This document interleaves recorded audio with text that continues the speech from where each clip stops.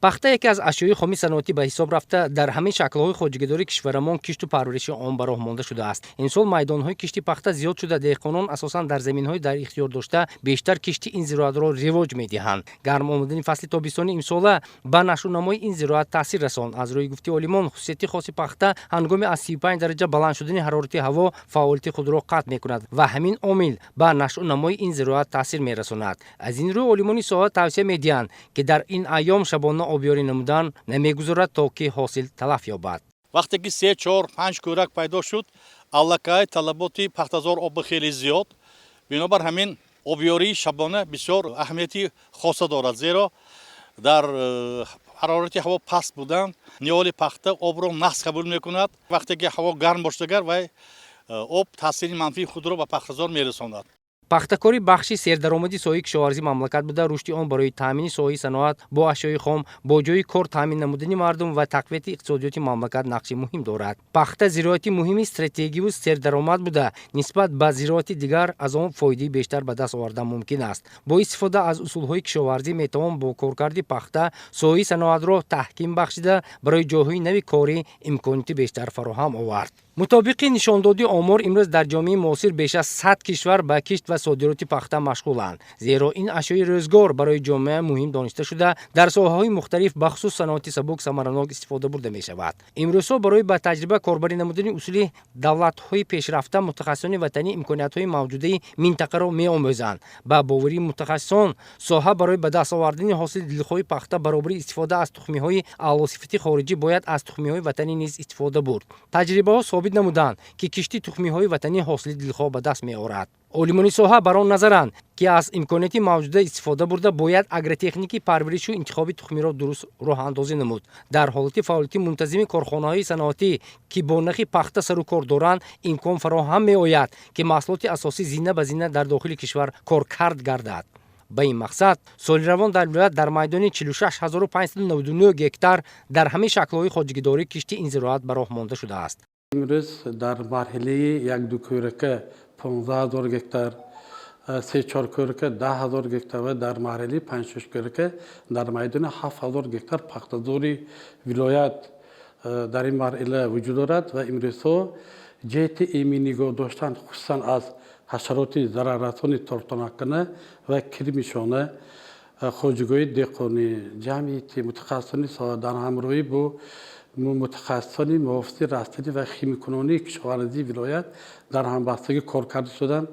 امروز استفاده از اصولهای کیمیایی یعنی با زهرخیمیکات‌ها به مقابل تورتناکنه و هم کرمی‌غذا، همچنین چندکنی با خاکی سولفور، ماندنی دامهای فرمانی، همچنین اصولهای بیولوژی ضد کرمیشانه استفاده از ترغگرام و گابرابرکم استفاده برده شده. айни замон дар хоҷигоҳи пахтакори вилоят нашъунамои пахта хуб ҷараён дошта кишоварзон аз таҷрибаҳои андӯхтаашон ҳосилнокиро афзун менамоянд. моҳи июл барои пахтакорон мавсими муҳим ба ҳисоб рафта бино ба гуфти мутахассисон давраи ҳалкунанда мебошад. дар ин айём обёрии саривақтии майдонҳо барои ғизодиҳӣ зарур аст. илова бар ин мубориза бар зидди ҳашароти зараррасон аз тадбирҳои муҳими корҳои агротехникӣ кишту парвариш ба шумор меравад. барои маҳви зараррасонҳо домҳои махсус гузошта шуда истифодаи ҳама гуна заҳрдоруҳо аз рӯи меъёрҳои муқаррар гардида тавсия дода мешавад. мана дида истодид ҳозир марҳилаи ҳосилтӯбкунӣ мебошад. қариб ки ҳар як пахта ба қариб 12-16 шохи ҳосилдиҳанда пайдо шудагӣ. айни ҳамин давр ба насли дуюми кирмиғӯза оғоз мешавад. барои ҳаминам мо дар ин қитъа ба феромони доминокои феромони мондагӣ назорат гирифта истодем. вақте ки капалаго афтидана сар кард мо он истифода бурдани ҳамин трахограмма бракон доминокои феромонӣ тиллачашмага оғоз мекунем.